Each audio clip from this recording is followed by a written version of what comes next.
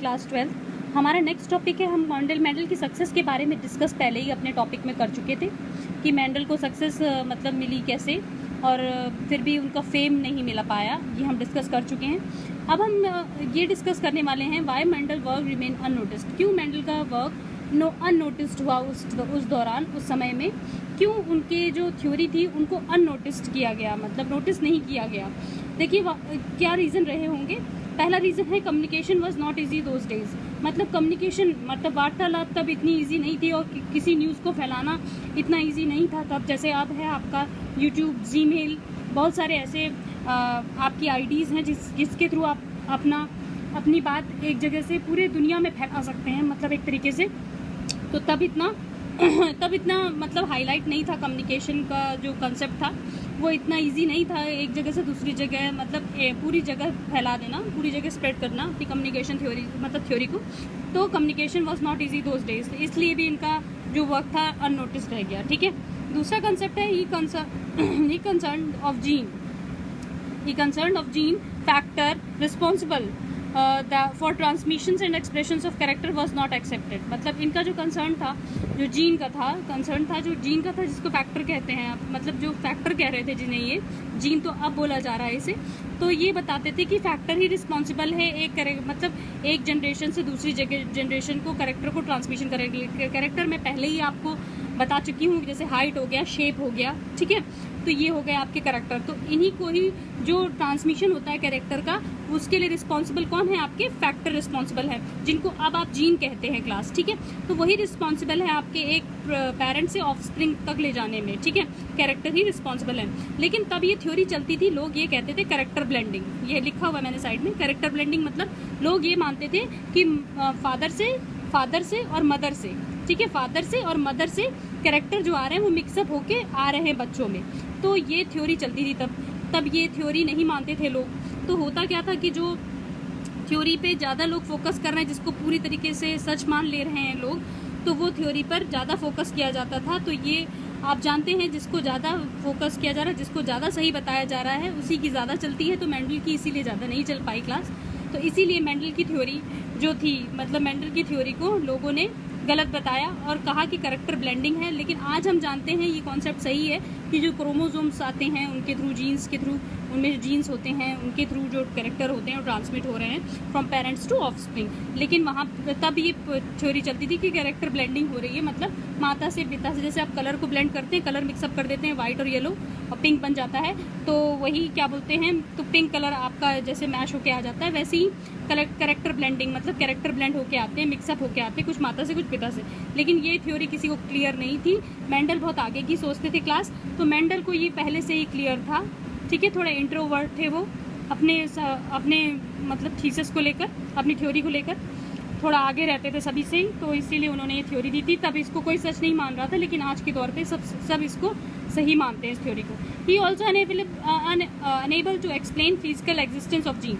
देखिए, physical existence of gene पहले भी समझा चुकी हूँ, अभी भी समझा रही हूँ। ये मतलब मेंडल सही मतलब बता नहीं पाए थे जब इनसे पूछा गया कि फैक्टर कहाँ प्रेजेंट होते हैं, क्या मतलब क्या है, ये तो बता दिया मेंडल ने, लेकिन मतलब कहाँ प्रेजेंट होते हैं, कहाँ पाए जाते हैं, मेंडल इसे बताने में असमर्थ रहे। तो इसकी कोई फिजिकल एग्जिस्टेंस नहीं बता पाए जीन की, जिसको जीन कह रहे हैं फैक्टर को अब हम लोग, तो उसकी कोई फिजिकल एग्जिस्टेंस एक्सप्लेन नहीं कर पाए, इसीलिए ये इनका थ्योरी अननोटिस्ड हुई उस टाइम पे। ठीक है, नाउ नेक्स्ट पॉइंट पे आते हैं। Mendel concept of using mathematics was new and not accepted and most of the biological of that time।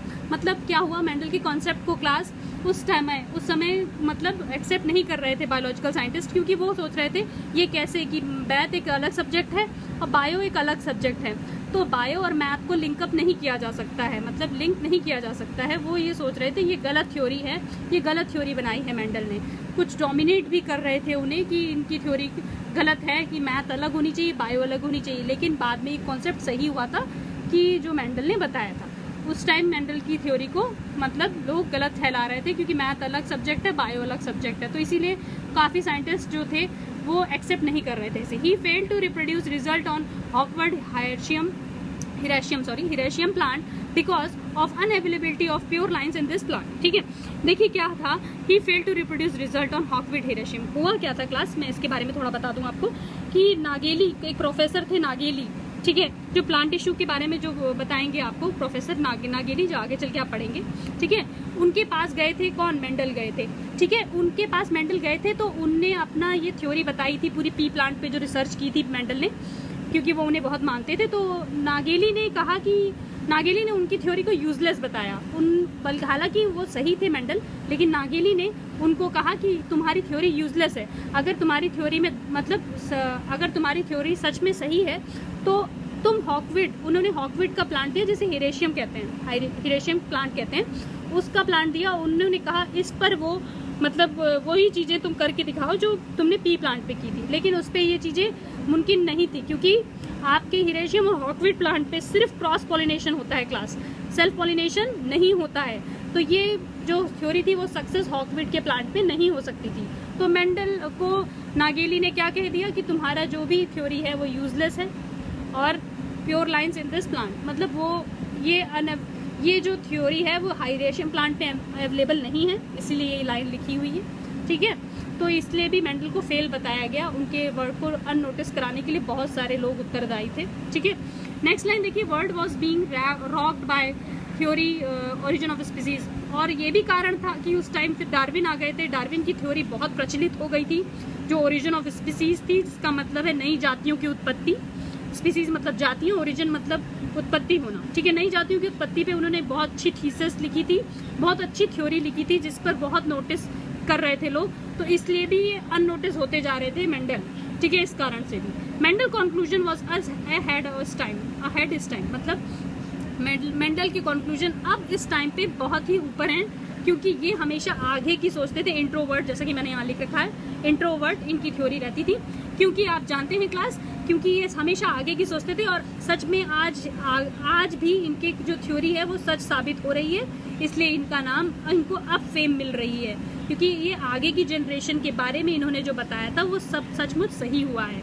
तो अब इनको वो फेम मिल रहा है, इनके जीते जी इनको वो फेम नहीं मिल पाया क्लास। थैंक यू क्लास, ये थी आपकी मेंडल वर्क रिमेन अननोटिस्ड, क्यों मेंडल का वर्क नोटिस नहीं किया। होपफुली आप लोगों को ये वीडियो पसंद आया होगा। लाइक और सब्सक्राइब करना ना भूलें। Thank you.